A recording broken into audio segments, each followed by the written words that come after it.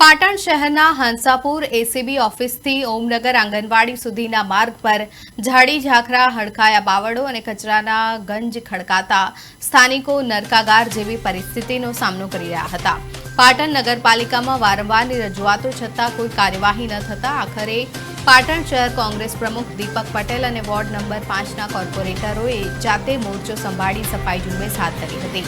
કોંગ્રેસના કાર્યકરોએ ઓમનગર 1, ઓમનગર 2, અમરદીપ અને સહયોગનગર, રતનદીપ સોસાયટી સહિતના વિસ્તારોમાં રસ્તાની બંને બાજુથી બાવળો અને ગંદકી દૂર કરી માર્ગો ખુલ્લા કરાવ્યા હતા। પાલિકા તંત્ર માત્ર ટેક્સ વસૂલીને પ્રાથમિક સુવિધાઓ આપવામાં નિષ્ફળ નીવડ્યું હોવાનો આક્ષેપ કરી કોંગ્રેસે જનતાના પ્રશ્નો માટે લડત ચાલુ રાખવાની ખાતરી આપી હતી।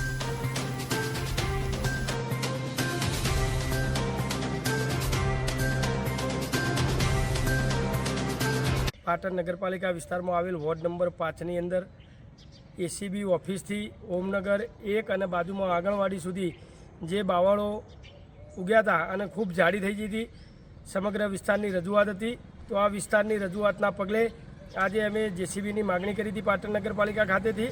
પાટણ નગરપાલિકાએ અમને જેસીબી ફાળવી આપતા આજે અમારા સમગ્ર વિસ્તારની અંદર જે જાડી ઉગી હતી બાવળિયાની એ તમામ દૂર કરી અને સમગ્ર વિસ્તારને સ્વચ્છ અને ચોખ્ખો બનાવવાનો 4 કોર્પોરેટર સાથે રહી અને અમે આ પ્રયત્ન કરેલ છે। અને લોકોની લાગણી હતી કે ભાઈ અહીંયા બગીચો બને તો એના માટે પણ આગામી દિવસોમાં અમે વિચારી અને અહીંયા સારો અને સુંદર બગીચો બને એ દિશામાં અમે પ્રયત્ન કરીશું।